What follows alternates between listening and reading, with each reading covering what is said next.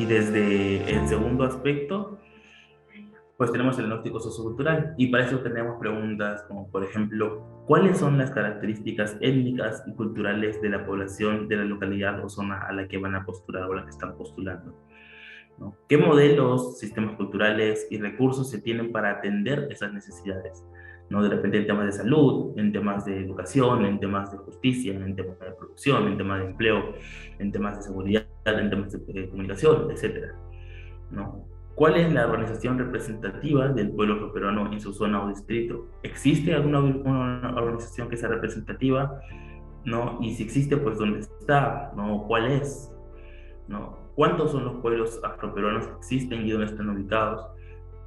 Que esta pregunta está relacionada con la siguiente y me parece muy importante, ¿no? Que son, ¿cuáles son las necesidades o qué servicios o los servicios que se deben atender de forma diferenciada con la población? ¿No? Porque muchas veces se pueden saber las necesidades que se tiene el pueblo peruano, pero como no se sabe dónde están, no se sabe cuántos son, no saben qué distritos están militando o los distritos donde están viviendo o en qué parte del distrito están, es complicado poder encontrarlas y poder satisfacer esas necesidades. Entonces, ¿qué acciones se pueden tomar ante los problemas públicos que afectan a la población afroperuana? ¿Cómo podrían ayudarnos nosotros, bueno, ustedes a nosotros, ¿no?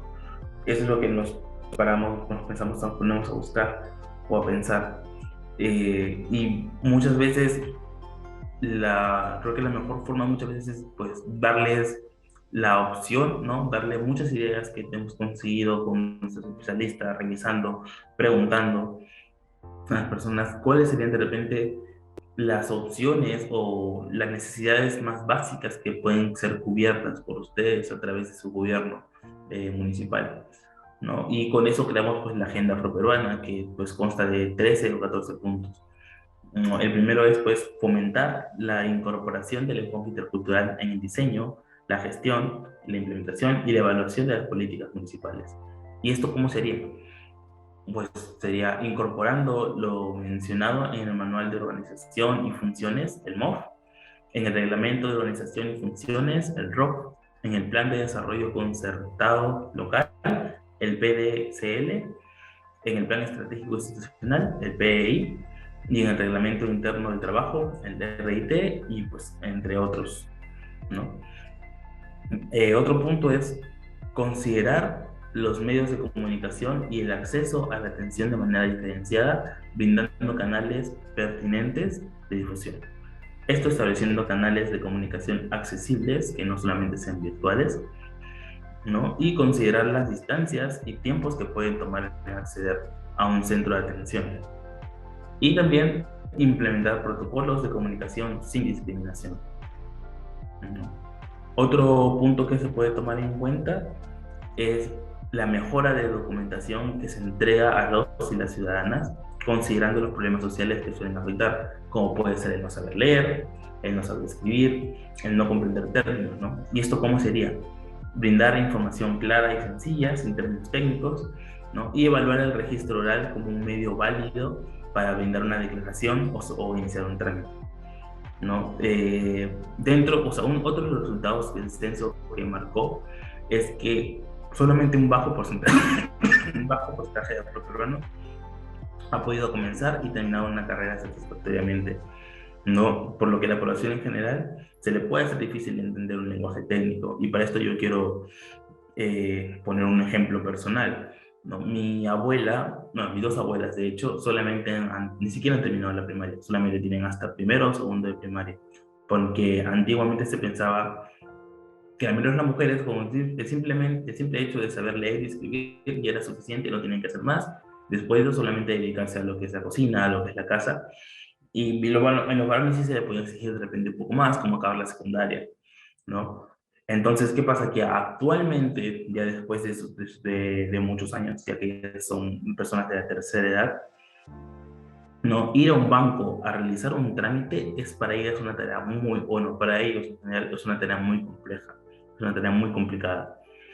Usualmente yo tengo que acompañarla, o tiene que ir acompañada con alguien más joven, como pueden ser yo, como soy uno de sus nietos, o puede ser una de sus primas, que son sus nietas, para explicarle o poder traducirle de cierta forma o en palabras sencillas la información que si bien el personal de atención de un banco o de algún lugar donde se pueden hacer trámites le puede brindar correctamente porque están capacitados en el tema. Sin embargo, a veces los términos pueden llegar a ser muy complejos y se les dificulta mucho entender. Y las personas de atención muchas veces no tienen de repente el tiempo, porque como es un lugar de repente una ventanilla y es una cola larga, no tienen de repente el tiempo ni la paciencia para poder enseñarle a ellos o traducirle a ellos de repente en una forma que ellos lo puedan entender fácilmente.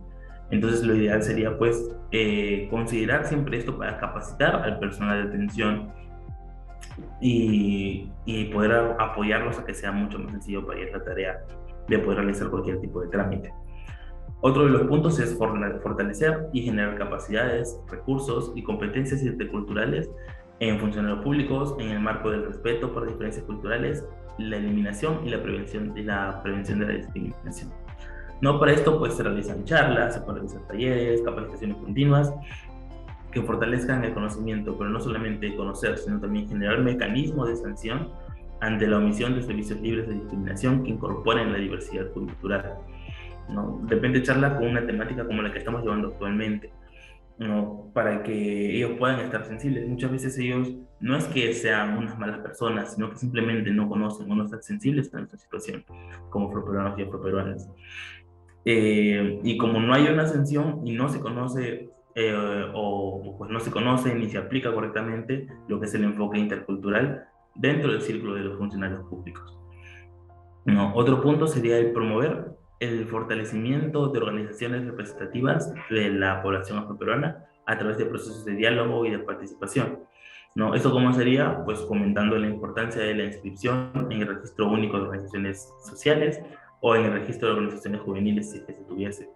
¿No? Y también dar apoyo y fomentar el diálogo con las organizaciones de base, de economía local, vecinales, temáticas, de niños, adolescentes, hacer de repente talleres o espacios de diálogo, como de repente focus group, grupos de apoyo o algo en el que tanto los grupos afrodescendientes o las organizaciones afrodescendientes puedan ir de repente a un colegio o de repente a una feria y hablar sobre estos temas y sensibilizar también a las personas sobre estos temas, ¿no? Conectar con ellos para que ellos también puedan comprender nuestra problemática, ¿no? Otro punto es implementar y generar mecanismos estadísticos que incluyan la variable de autoidentificación étnica, así como mapear la ubicación de las comunidades afroperuanas en la zona, ¿no? Esto cómo sería, pues, incluir la pregunta de autoidentificación étnico-cultural en la documentación de trámites en todas las gerencias de la atención al público, mapear a las comunidades afroperuanas a través de censos o estudios especializados desde la gerencia de catastro, desarrollo urbano y bienestar social, ¿no? Implementar, por ejemplo, esta pregunta dentro de la documentación del trabajador al momento de solicitar un trabajo, los trámites de atención, ¿no? Esto nos ayuda pues a conocer cuántos afrodescendientes hay en el distrito, dónde están ubicados, ¿no? Los estudios sobre discriminación y racismo, actualizar de repente el mapa geoétnico que existe ahora en el país. Bueno, otro punto es implementar mecanismos que protejan la tradición oral, las expresiones culturales, los conocimientos, los saberes y otras expresiones del patrimonio cultural inmaterial del pueblo afroperuano en su jurisdicción. No, esto pues considerando fechas como el mes de la cultura afroperuana, para realizar acciones del distrito como ferias, festivales, conversatorios, entre otras cosas, ¿no? E implementar estrategias como rutas turísticas, actividades en escuelas, talleres continuos e inclusión en eventos generales, ¿no? Pues crear talleres que estén relacionados a la visibilidad de lo afro en la historia cultural, ¿no? Hablar de personajes históricos que fueron afrodescendientes con la finalidad de crear referentes afroperuanos que sean positivos para nuestras juventudes y nuestras infancias, ¿no? Para eso también desarrollar e incorporar acciones orientadas a prevenir, eliminar y sancionar los actos de discriminación étnico-raciales en los ámbitos públicos y privados, ¿no? Revisar primero eso sería pues revisando la existencia de ordenanzas que hay contra el racismo y la discriminación, y si no se haya, pues es necesario implementarlas y verificar sobre todo el cumplimiento a través del área de fiscalización y control, ¿no? Adecuar de repente los sistemas de denuncia y sanciones si estos actos ocurren en el ente municipal, Mira, este es un punto muy importante porque ya me ha pasado que muchas veces está el famoso letrerito de este lugar no tolera ningún tipo de acto de discriminación, ningún acto de discriminación, ¿no? Quiero comentar, al menos desde mi experiencia, que creo que esto no es suficiente. Porque muchas veces uno en un lugar donde está ese letrerito puede ser discriminado de alguna u otra manera, y con el letrero la gente no hace nada. Yo veo el letrero y ¿qué puedo hacer con ese letrero? Lamentablemente muchas veces no hay un número o uno no sabe porque no se le enseña de repente cómo es que uno puede proceder ante un caso como este. Entonces lo ideal sería que de repente dentro de sus planes esté el enseñar, ¿no? El informar a la población, no solamente a la población en general, cómo hacer en caso de que pues sea un acto de discriminación dentro de un lugar que tenga estas ordenanzas, ¿no? Porque como dije, con el cartelito se hace mucho. Sin embargo, si tú dentro, o sea, además del cartelito le pones de repente algo más como tienes que llamar a tal número, necesitas tener tal información, ¿no? Pues con eso ya se puede hacer un cambio, ¿no? De repente tener un número de quejas al que se puede de repente tomar una foto o grabar un video y enviárselo en tiempo real para sentar la denuncia con eso, ¿no? También enseñar muchas veces la diferencia entre lo que son estereotipos, los prejuicios y la discriminación y lo que es el racismo, porque los cuatro términos son cosas completamente diferentes. Y es importante entenderlas porque esto nos ayuda a comprender también el proceso mental que pasa cada una de las personas en un momento de discriminación, ¿no? Por ejemplo, yo cuando era más joven, cuando tenía 15, 16 años, 14 años, más que todo en la etapa adolescente, donde uno de repente no se preocupa mucho por la ropa que tienes y solamente no vas tan bien vestido como de repente podrías ir, pero como sueles ir a casa de tus amigos o en otra cosa o al colegio, pues no te enfocas tanto en eso, ¿no? Entonces, por subir al carro, tú subes al carro, pagas tu pasaje y lo primero que ves es que la gente comienza a guardar sus teléfonos, la gente comienza a mirar para un costado, comienzan a mirar feo, ¿no? Eso es lo que me pasó directamente a mí. Y esto hace que tú lo primero que te preguntes es ¿por qué está pasando esto? ¿Por qué me pasa a mí? ¿No? ¿Qué es lo que yo he hecho mal? ¿No? Y es que eso está muy ligado al primer lugar al racismo, que es la ideología, que te dice que hay razas mejores que otras, ¿no? Que hay razas que no pueden hacer lo que otras razas sí. ¿No? Que es un espectro más amplio, pero para resumirlo, pues es algo así, ¿no? Luego están los estereotipos, que es un componente cognitivo, es el saber, ¿no? El tener, pues,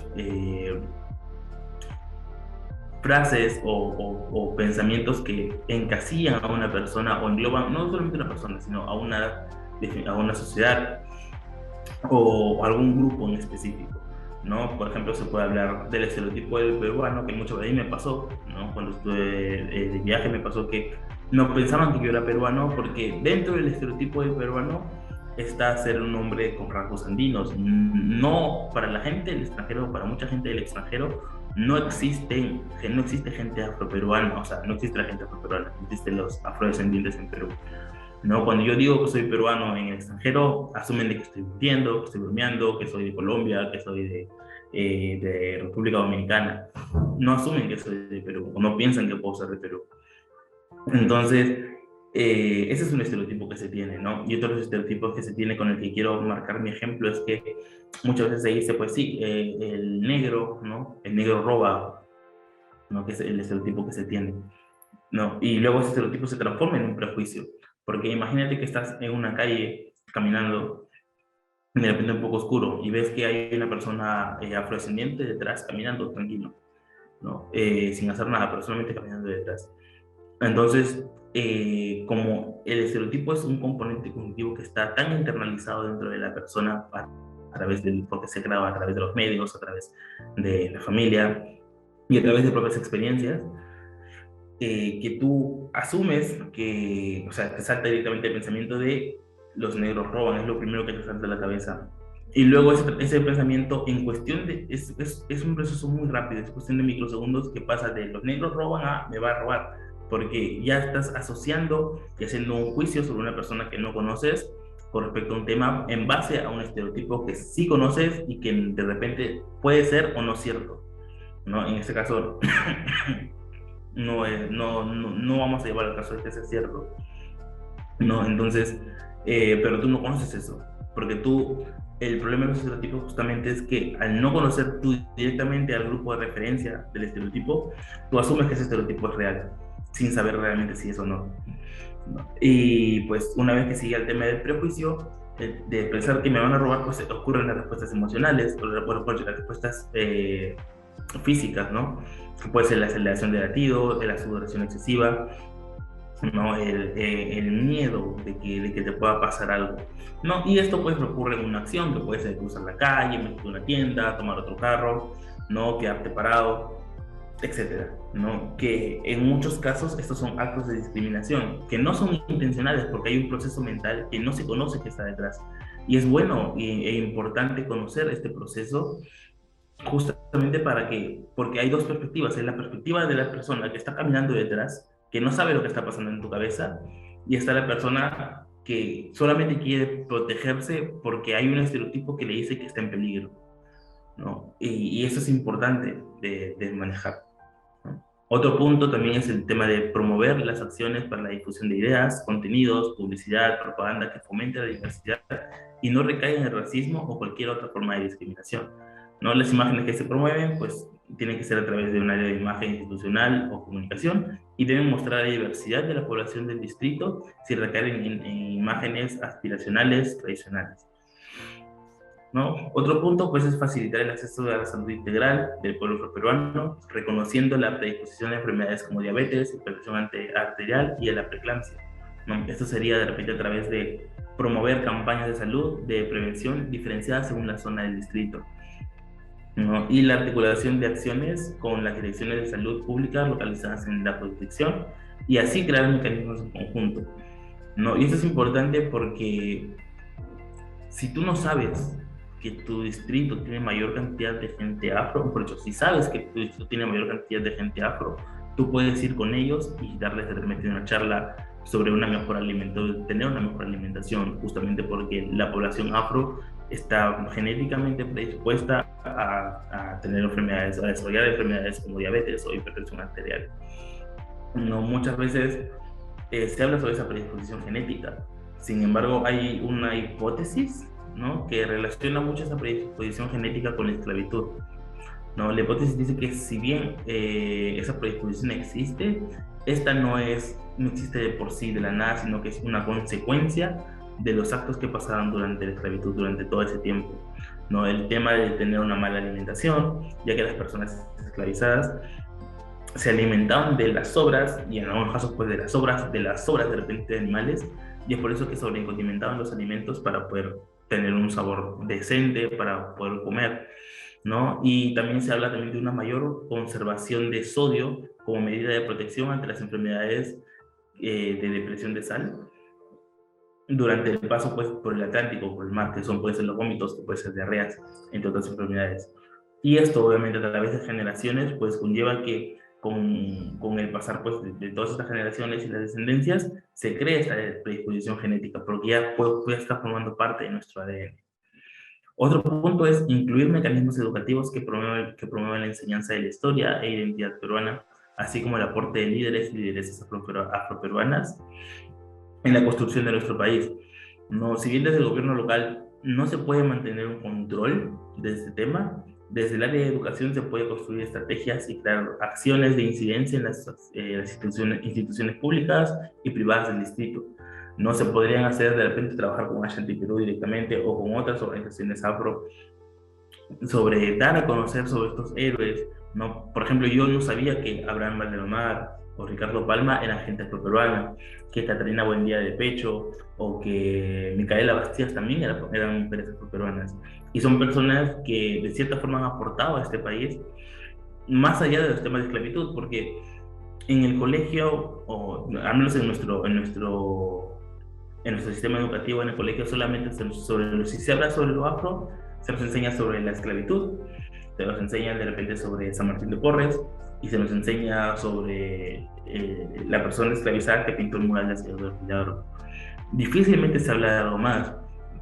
Por ejemplo, no se habla de la historia del grumete Medina, que era una de los grumetes dentro de la flota del Grao, que cuando el Huáscar quedó por allá, los chilenos pensaban que los peruanos éramos afrodescendientes, porque la gran mayoría, por no decir toda la flota de Grau, era gente afro, ¿no? Y esos son datos que están ahí, pero es cuestión de buscar, es cuestión de revisar y es cuestión de enseñar para que nuestras infancias y nuestros jóvenes puedan tener referentes que sean positivos para ellos en la historia del Perú, porque lamentablemente sí, es como, sí los hay, pero no los enseñan. Otro punto es desarrollar estrategias para la promoción del empleo para la población afroperuana con un enfoque de no discriminación étnico-racial, ¿no? Que podría ser implementando ferias laborales, llevarlas a la zona de población afroperuana del distrito, ¿no? Por eso es importante conocer dónde están, ¿no? Y no caer en estereotipos y prejuicios al contratar a los servidores públicos que sean afroperuanos, ¿no? Otro punto es implementar estrategias para reducir los estereotipos de género, el racismo y la violencia asociados a las niñas, a las adolescentes y a las mujeres afroperuanas, ¿no? Elaborar campañas contra la violencia, el acoso escolar, el racismo en las escuelas, organizaciones e incluso fechas específicas, ¿no? Y contar con un sistema de denuncias y acompañamiento desde el área de bienestar social a las mujeres afroperuanas, ¿no? Y por último, pues generar condiciones para el acceso a una vivienda digna, accesible y con servicios básicos adecuados, resilientes, seguros y asequibles en comunidades afroperuanas de su jurisdicción, ¿no? Que eso sería pues revisar y verificar con pertinencia el presupuesto participativo y así beneficiar a la población que lo necesite, ¿no? Y al mapear las comunidades afroperuanas es posible determinar las necesidades de vivienda y acceso a los servicios que pueden tener, como mencionó, pues luz, agua, el internet, que ahora es tan crucial, ¿no? Y ante ello es importante brindarles la atención y los mecanismos de asesoría correcta, ¿no? Con todo esto de la agenda, del enfoque intercultural, lo que buscamos es que ustedes puedan comprender cómo está nuestra situación y sobre todo que puedan ayudarnos, ¿no? De repente conocer nuestra perspectiva de cómo está el Perú, de cómo nosotros vemos el Perú, de todas las cosas que nos faltan, de todos los avances que ya hemos tenido hasta ahora, ¿no? Bueno, para mí esto ha sido un placer de poder estar con ustedes y pues muchísimas gracias y espero de que podamos lograr algo bonito con todo esto.